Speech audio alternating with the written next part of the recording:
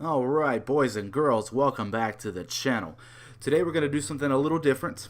We're going to take a look at Battlefield 1, and I'm going to talk about some of the things I like and don't like about it, and then we're going to compare it to Titanfall 2, a game that you guys know by now that I really like. Let's go. To help illustrate my point today, we're going to be playing Operations. Operations is the huge 60-player match type that is the main attraction for what Battlefield 1 was supposed to be this year. We're just going to speed this up a little bit. Don't care, don't care. Loading. Don't care. And we're in. The biggest complaint I always have about these games is that I can't see anything. You're looking at the screen now, literally everything is brown. The uniforms are brown, the guns are brown, the dirt is brown, all the surrounding areas are brown, the vehicles are brown. I don't know how anyone plays this game at such a high level because I can't see shit when I play it. Now look what's about to happen here. I hear bullets. I'm looking. I don't see anything. I'm just firing where I think the bullets come from. And I don't know. I'm just firing blind. And then this guy, literally the only reason I got him is because he didn't shoot me at all. Now this, however, is going to become a recurring theme in this video, because that's horse shit. Alright, let's try some vehicle stuff then. Vehicles are supposed to be a very big part of Battlefield. A lot of people love them. They say it separates them from Call of Duty. So let's try it out. I'm on a boat. I can't see anything, which is par for the course.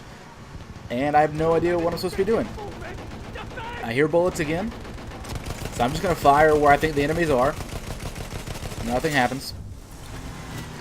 Then somehow I managed to get somebody. I don't know. Battlefield 1 also has airplanes you can fly around in. Now, when I can not throw up while I'm on the gunner here, the idea here is you're supposed to fly around where the enemies are and shoot them from a vehicle that's supposed to be hard to hit. But if you have a teammate who doesn't fly you around where the enemies are, there's not much you can do. I'm just firing at buildings that I think might have other enemies in them and hoping that I hit something. And I don't. So it's not all bad, because moments like these are really, really satisfying. Although, moments like this are not. Another sniper just hiding out, waiting for his moment to pop up and shoot, and I could not see him, so I had no chance of killing him. But this reminds me of one of my favorite things about Battlefield 1, is that if you're not really good at killing people, that's okay. You can still do well without killing people. I mean, I spent the majority of this session just playing as the medic and running around sticking people with needles and getting points that way. I mean, it worked. I think during this one little stretch here, I got more points doing this than I did for any kills I got throughout the entire game. It was insane. I'll deal with those wounds if you like. Some people say the medic system is cheap, but to me, it sets up great moments like these where you can get some instant retribution. I have no idea how that guy killed me. I don't know how he saw me, first of all. But I have a teammate that's going to come around here in a couple seconds. He's going to revive me. Here we go. And the guy that killed me doesn't know I'm back. So he's still around the same spot over there. So I just kind of fire blindly. And I managed to hit him and get that instant gratification. I love it. At this point, I thought we were done. We lost. We didn't take all the sectors we needed to take. So that's it, right? We get to go home. No, you don't. There's 2 attacks left. I don't know why, but this game mode continues even after you lose. You just keep trying. Makes no sense. And now we're going to deal with more of the same. I get hit by a sniper that's in a brown uniform, hiding behind a brown rock in a dusty field. But here's the frustrating part. I used to be able to decline a resurrection if I wanted to, because I was going to spawn somewhere else in a different area and be safe. But no, a guy came and revived me, the same guy shot me again, and I had no control over it. Okay, this is one last clip about a bullshit sniper, and I promise I'm done. This is Fiery Inferno. I expect to die from that. No, I didn't die from that. I died from that guy shooting me with a sniper. But in spite of all this, we end up winning this match. I'm still not really sure how, but we did.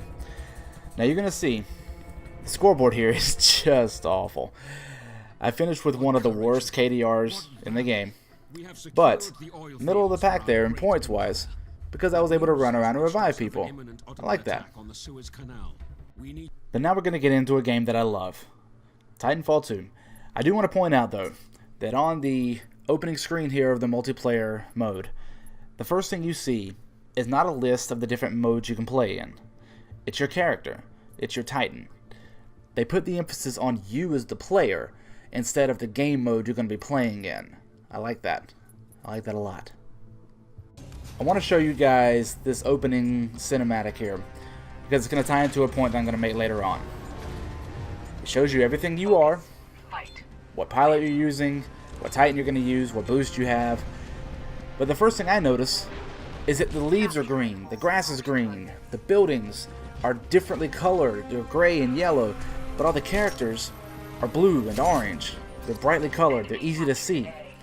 And this game doesn't take itself as seriously as Battlefield does. They allow players to have fun. Like, look at this guy. That never happened in Battlefield 1. Everybody's too busy being mad at Battlefield 1. Now, you're still going to get shot by players that you can't see just because they're going to be behind you, but you have a better chance of surviving these attacks because you can get away. You have better maneuverability. And then you can still recover and get your own kill. It's great. And then what's about to happen here just made me laugh. He comes sliding in. I laugh at it because it didn't feel cheap. It didn't feel unearned. He came in, he slid on his knees, and got me. Now, the Titans are obviously the focal point of this game because it is called Titanfall 2. And really, they can't really compare to the vehicles in Battlefield because they're treated as characters. They're not treated as vehicles. You see this. I jump out. The green thing I grab is actually a battery pack that I can find throughout the map that actually restore health to my Titan. So that if he gets in a bad way, I can help him out. I can heal him. There's another one right here. I'm going to hop out and get it. But watch what my Titan does. He starts engaging with the enemies on his own. Now, he's not going to be as effective as I am with him, but he still does stuff by himself while I'm trying to help him out. It's fantastic. They're characters. They're not vehicles at all. And you can also do this. Oh, beautiful. Now, this is why I wanted to show you guys that cinematic at the very beginning of the match. Because win or lose, at the end of every match, regardless of the match type, there's an epilogue. The losing team has a chance to try and escape the battlefield. The winning team has a chance to stop them. You can either destroy all the players, or you can destroy the dropship that comes in to try and pick them up. It gives each match a little more context, and it also raises the stakes, because now everything you do is so much more important. If you die in this mode, there's no respawns. That's it. And things don't just stop like they do in Battlefield. It makes so much more sense this way. I made this point in my tips to be a pro Titanfaller video that the name of the game was to murder everything you see. And while that is true, it does kind of highlight one of the main problems I do have with Titanfall, is that there's not much else you can do to impact the game other than kill things. You can't heal other players, or you can't revive them, I should say. You can't do ammo drops for them. Basically, it's if you're not killing the other team, you're not really helping a whole lot. In game modes like this, you can have the control points, but that's going to require killing players as well to be successful. The final point I want to make about these games is that while they're both fun, they're both great to play with friends, it's ironic to me that the arcadey, cartoony style of Titanfall 2 seems more authentic to me than Battlefield 1 does. Because there's only one way to level up, there's only one way to earn new weapons, new Titans, and new boosts, and that's by playing the game. You can't buy them, you can't go to a store, get a season pass, or anything like that. There's no pay to win, it's just purely skill-based playing. And while I finish off this Titan, I want to remind you guys to like the video, comment on it, share it, and subscribe to the channel. I'd really appreciate it. You guys are awesome. See you next time.